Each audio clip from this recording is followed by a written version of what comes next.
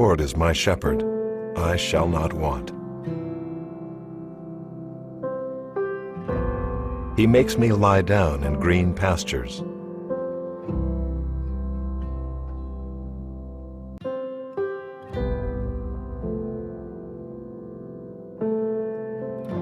He leads me beside still waters.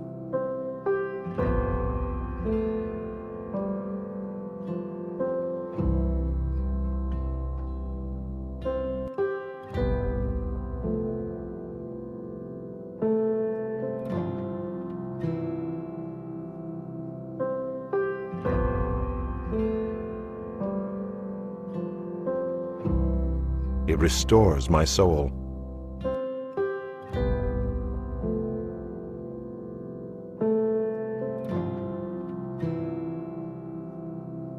He leads me in paths of righteousness for his name's sake.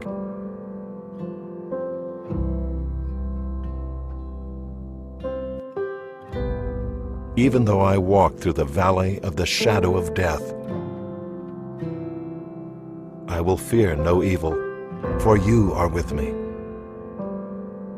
Your rod and your staff, they comfort me.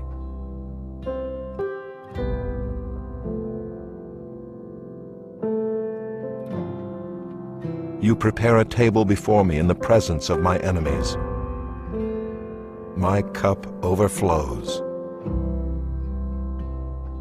Surely goodness, surely mercy, right beside me all my days, and I will dwell in your house forever and bless your holy name. You are my King. I'm forgiven because you were forsaken. I'm accepted. You were condemned. I'm alive and well. Your spirit is within me because you died and rose again. Amazing, amazing love. How can it be that you, my King, would die for me? Amazing love. I know it's true. It's my joy to honor you in all I do. I honor you because you are my King. Who is this King?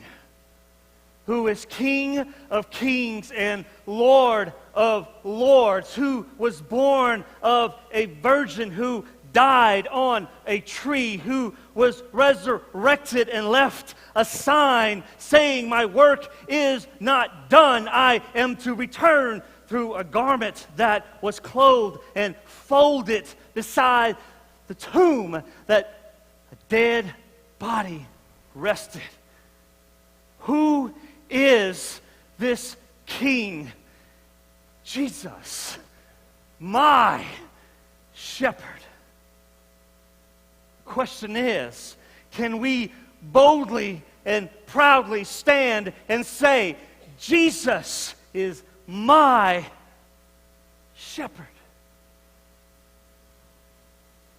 So I did a little research, read some studies and statistics about what people are looking for in their presidential candidates, and the research is very interesting, but what was interesting about it was it didn't matter what your political stance was or where you fell morally on certain issues or what was most important to you. It doesn't matter whether you are Democrat or Republican or socialist or it didn't matter where people stood. It all came down to this one thing. People want leadership. People want to be led. They have a desire to be led. So I was reading an article from the Leadership Journal entitled Discipling the Hyper-Connected. The writer is talking about the need for, in this age, there's still the need for leadership, for mentors, for spiritual fathers. And he interviews a student. This guy, the writer of the article, is actually the spiritual director of Emmanuel College, and he actually befriended. He's an older guy, and as looking at himself as a mentor, he began to connect with some of the students on his campus. And so he begins to interview some of them that he knew and hung out with and became very well acquainted with. And under the heading of the desire, the need for spiritual fatherhood, for mentorship, for leadership, he interviews the student whose father was enslaved by addiction and eventually left the home, left the family. And, quote, these are his words: "The absence," this is what the student said, "the absence of a father is like a handicap. It leaves members of my generation broken. We're constantly in search of that love and acceptance we did not get from our fathers. Many have looked for it in things like sex. We build relationships out of lust instead of love." Spiritual fathers, he says, is crucial. They teach us how to love, how to live in community, how to be in a family. Those things are almost impossible to learn alone. And some never get it. So they, in turn into the absent fathers like they had. I know this firsthand. I have sought out fatherhood and leadership and spiritual mentorship my whole life when I came to Christ, because I did not have a father like this. The time my father was at home, he was still absent until finally he was no longer in the home. In fact, I spoke to a woman whose father did not leave the home, never left the home, but he was not engaged and invested in his children. And as a result, she began to look for the things that she would have acquired through the leadership of her father. She began to look for those things in other places. The point is this: children, sons and daughters, need leadership. People in organizations and businesses and churches want leadership. Yet, in a 2015 Brandon Hall Group State of Leadership Development Study, that's just for me to let you know that I'm not making this up, 36% of the organizations surveyed, in other words, 1/3, do not even have, these are top of the line, $1 million companies, lots of money, lots of investments, lots of stakeholders. 36% of the organizations surveyed do not even have a formal leadership development strategy. In other words, they're not even attempting to develop their employees to becoming better leaders. Now, another third who actually had those development strategies in place said that those strategies were very poor. And the other third said they were average at best. In analyzing their results, here are the top 5 findings or conclusions that this study gives us. Number 1, requirements for good leadership are infrequently defined. In other words, what does it mean to be a good leader? What kind of skills are needed to fulfill this position or to accomplish this task? And people are oftentimes hired and appointed without a well-defined criteria of what it meant to be a good leader. Number 2, among leaders, there was a deficit of quality skills. Now, among those skills lacking, and this is going to be good, this is going to be very interesting. Among those skills lacking, the ability to coach, to communicate, and to collaborate. Among these top leadership, people who are in top positions, one of the biggest pitfalls was their inability to coach and mentor other people, to communicate, which is a very difficult thing for some reason, to communicate and work together with other people. The third thing, improving leaders to become skilled coaches, mentors, is a top priority. In other words, these businesses said, listen, we have to have leaders. We have to develop our leaders to the point to where they themselves can help develop other leaders. And so we're talking about mentorship. We're talking about leadership. Number 4, continued leadership development at all levels, even among the most effective organizations, was still a targeted area for improvement. In other words, improving leadership skills at all levels was still a need. It did not matter even among their top leaders were average at best. And they still felt like the systems they had in place weren't good enough. The 5th thing they realized, organizations were increasing their budget to develop leaders. Now, budget is just nothing more than numbers. But here's the thing. Those numbers represent an initiative. They represent intentionality. They represent a desire to fulfill something that is lacking. And the thing is leadership. They're willing to invest in these things. Why? Because people want to be led. They want leadership. People believe they cannot be successful without it. They want their leaders to be informed and capable of leading. And they don't want, notice, just any leader. People realize that their leaders must be led as well. People want to have the confidence that their leadership are being led and guided by what they deem as appropriate or proper standards. It's interesting because whenever you look at the surveys about what people are looking for in presidential candidates, they're all looking for leadership, but they want leadership that's based on their own particular morals and standards, and they want to make sure that these leaders are being guided by that same foundation. The point is this: people need and want and desire leadership. Now, here's the thing. For disciples, for children of God, for Christians, we have the perfect leader in Jesus, the Good Shepherd. And by following his leadership, he leads us into the good life, and he turns us into a force that has the power to impact and change the world that is around us. It changes our lives. He shows us how to be leaders as shepherds and as ministers, as husbands, as wives, as fathers, as mothers. He shows us how to properly lead in the workplace, in relationships, in family dynamics. And this is the guidance that we need to understand and follow. And it's for this reason that we're doing this series called Jesus, My Shepherd, living under the leadership of Jesus. If we're going to live under the leadership of Christ every day, and if we're going to lead through his guidance, we need to honestly be able to stand up and say, Jesus, he is my shepherd. Psalm 23.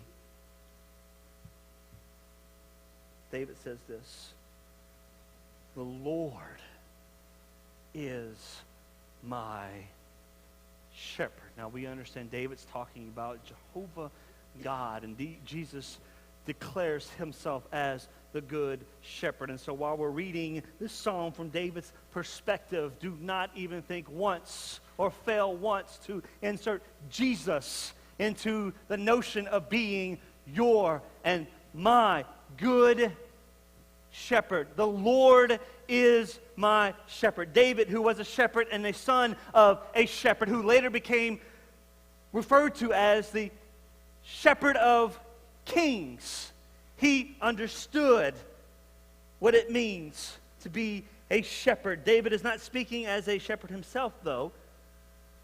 He's speaking as a sheep. But he speaks with a strong sense of pride and devotion and conviction and admiration. It's like he is boasting. He says, you want to know who my shepherd is? The Lord. He is my shepherd. See, we read this and we think, oh, the Lord is my shepherd, I shall not want anything. We learn that when we're this. But here's the thing. When David is writing this, David is not just contemplating, not just trying to come to a realization of, he's not studying it, he's not parsing it, he doesn't have the books of the law with his lexicons and his references and his other books to decipher what this means. He is a shepherd, and he knows what it means to be a shepherd. And he goes on through Psalm 23, and he explains why he declares the Lord as his shepherd. So the question is, can we today, right now, confidently, proudly, full of admiration and conviction, say, the Lord, He, Jesus, He is my shepherd. David understood firsthand this very thing. David is talking as one of the sheep. And he says, as a sheep, the Lord, He is my shepherd. David understood that the life of the sheep was determined on who the owner was, who the leader was, who the manager was, who was guiding them. Depending on the kind of shepherd, some sheep would struggle, starve, and suffer endless hardship. And others, their care would flourish, they would thrive, and actually be content, which is a very difficult thing to do from what I understand with sheep. I wonder why. David goes on throughout the rest of the psalm, and now he's going to explain why he declares who his shepherd is, and he takes pride in it. And we'll cover that over the next couple of weeks. But today, we're going to sit on this one point. Who is your shepherd? Who is leading you? Who are you following? Whose authority are you willing to bow and humble yourself to? Who is leading you? What is leading you? What are you submitting to? What is the guiding force behind your life? What is the central focus? What does your world spin around? And if Jesus is not the center, it's going to be hard for us to declare Him as our shepherd, the Lord, our shepherd. David could say the things that he said about the Lord in Psalm 23 because he was convicted that the Lord was his shepherd. These are things that he experienced. Now, if you can't declare the Lord truthfully as your shepherd, you will not be able to experience and say, yes, these things are true. And so we have to stop right here and we have to ask ourselves, can I actually say that the Lord is my shepherd? Right here, right now.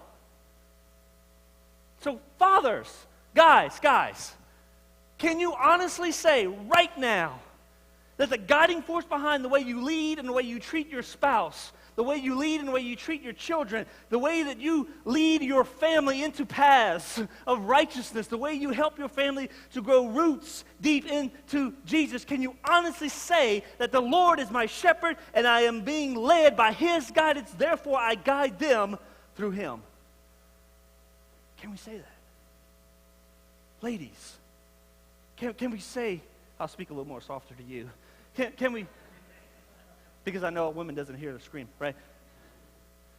Can we honestly say that I love my husband, I love my spouse, and I take care of my children through the way that the shepherd, the Lord, takes care of me, that I'm honestly today can say that the Lord is my shepherd, and therefore I am a wife and a mother based on that leadership.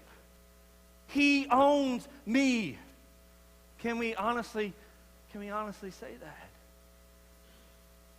If you're a boss of any kind, if you have employees under you at whatever level, can you honestly today say in that sphere, in that realm, that the Lord is my shepherd and the decisions and the guiding forces behind how I treat my employees is based on the fact that the Lord is my shepherd? We have a lot of teachers in here. As you're teaching your students, and I know that is a very difficult thing to do, and you need the Lord to be a school teacher.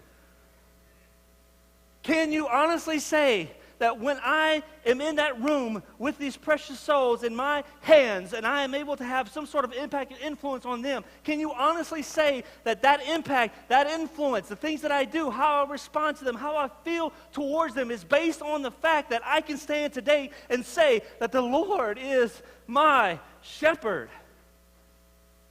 We have a couple coaches in here. As you coach your teams, and coaching can be very frustrating, right? I watch the coaches and I get frustrated. It's like, man, there's things that you have to handle. You're in the midst of a competitive spirit that is just oozing with toxicity, really. can you say that as you lead these players, that you're leading them and you're guiding them in such a way that declares that the Lord is your shepherd? Children of God, Christians today, can we right now declare, stand up proudly and affirm this idea that the Lord is my shepherd? Can we?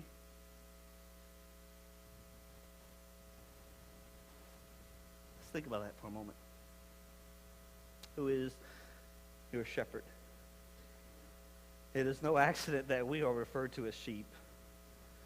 Between our fears and timidity, stubbornness and stupidness, yes, they refer to sheep as being stupid. And let's just be honest, we all do stupid things. And you might think, I just did a stupid thing by calling us stupid. However, it's true, right? Between our bad habits, we have lots in common with these sheep. And we're going to unfold that as we unpack this narrative of Psalm 23, where David knows, this is a beautiful thing, David knows, he knows how sheep are. You know, they're not just these cuddly, fuzzy little things that you want to, make stuffed animals out of.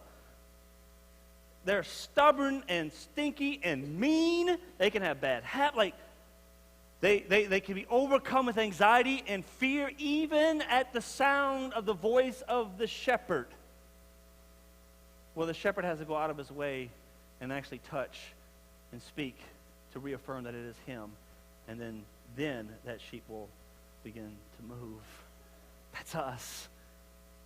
That's us. We have way more in common with sheep. Between our fears, timidity, stubbornness, bad habits, we have lots in common with sheep. But despite all of this, Christ chooses us. He buys us. He calls us by name. He makes us his own, and he loves to care for us. And that is why he declared himself as the good shepherd. John 10:11.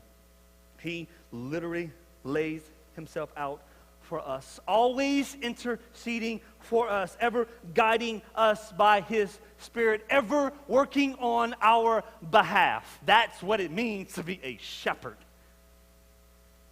That's what a shepherd does.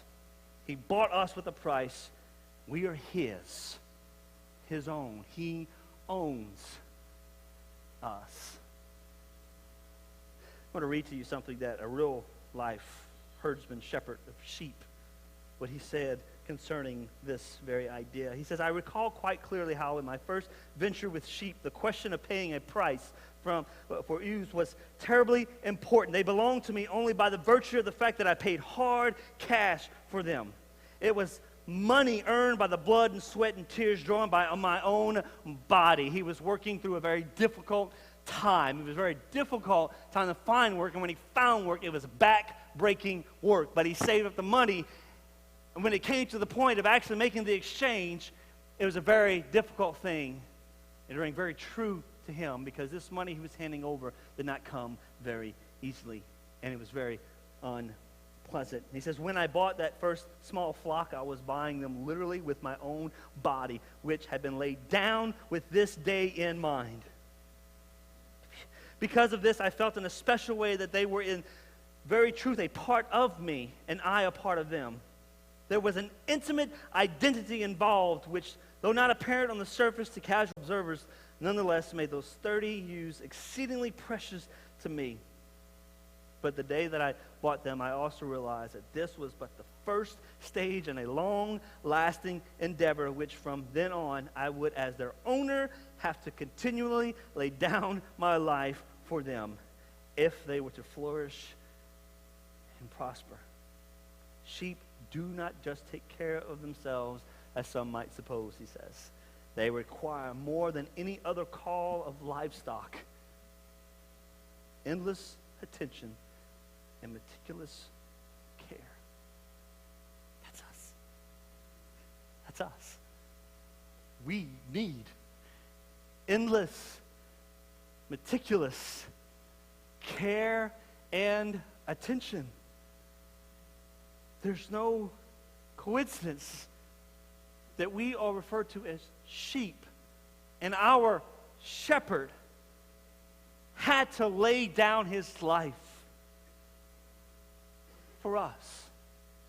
and continues his work today. But the question is, can you boldly, with pride, stand and declare, the Lord, he is my shepherd? I mean, truthfully, does he really guide your life and what you do? Do you make decisions based on the fact that you are being led by the Good Shepherd, the Lord?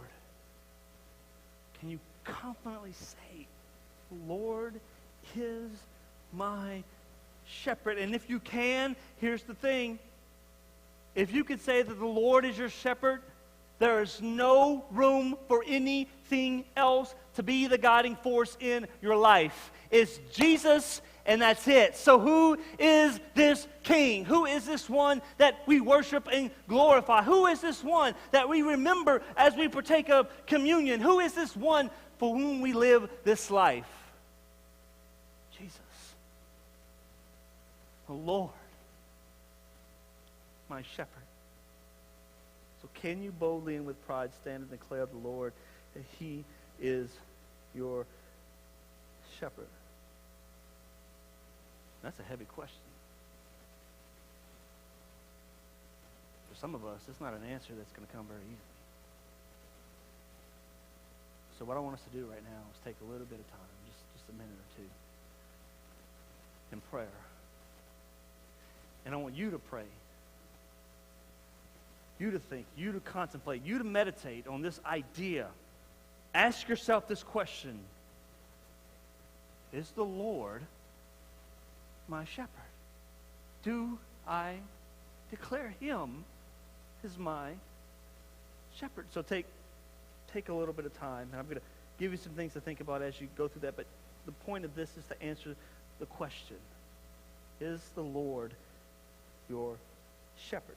So take a moment in prayer to consider some of these things and ask yourself.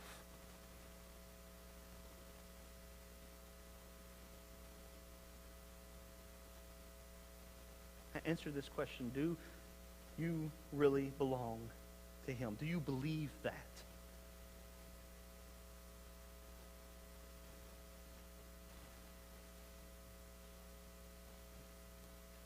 Can you honestly say that you recognize his right to you?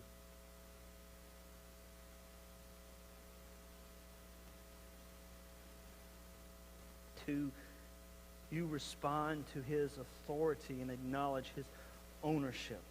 Do you find freedom and fulfillment in that arrangement?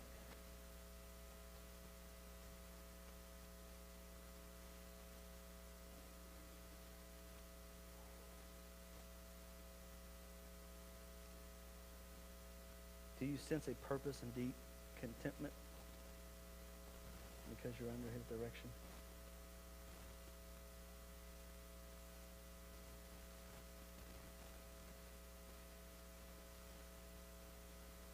Can you boldly and with pride stand and declare, the Lord, he is my shepherd?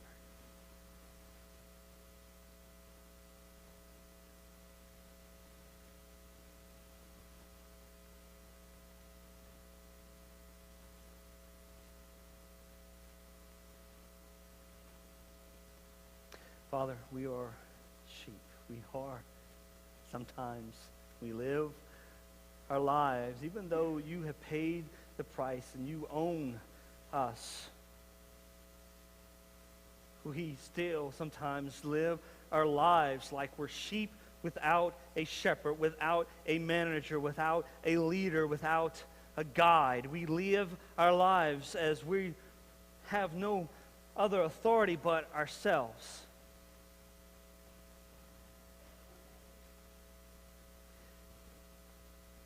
Father, help us to truly bring our lives under your direction and leadership of your Son so that we can boldly declare and affirm that he is our shepherd. Help us to treat our spouses and our children like the shepherd would his flock, and help us to love them and care for them and lead them in such a way that declares that, Jesus, you are our shepherd. as we go throughout our weeks and as we work in very stressful environments and as we deal with so many toxic things around us, Father, it's very, very difficult for us sometimes, very stressful for us. And in those moments, help us to take to you and linger in your presence and take all these things and these problems at your feet and declare that you are our shepherd and you will lead and you will guide us and you will care for us throughout all of these situations. And that help us to truly, truly, truly believe and embrace that all things will work together for us who linger in you, in your presence, who live and abide in your Son as your body. May we appropriately, honestly, with pride, admiration, and conviction, truly declare, Jesus, you are my shepherd. Interesting fact to note, in the Middle East, whenever you get your own flock, your sheep, you would actually take a knife and carve out your own personal marking in their ear. And as I read an account of one of the shepherds, he says that it was not a pleasant experience. First, it hurt because he had to do this to, I guess he had a heart. And but going through it was not a pleasant experience at all. But this mark was in the ear so they can declare who was theirs. And yes, their sheep would know them by their voice, but there were tons of things that would interfere with the voice of the shepherd and cause the sheep not to want to come, fear being one of them. But the point of that was so from a distance, they could see who their sheep were. They can declare that that was theirs. Here's the thing. We're sheep of God. We all have, as Christians, the mark that we have been given, the mark of the Spirit, a seal where God can see us and we can be declared as His. And so as you go forth this week, may you proudly and boastfully declare, yes, the Lord, He is my shepherd. And may it lead you into an amazing time of worship and service as you go throughout this week. We're dismissed. Thank you, guys.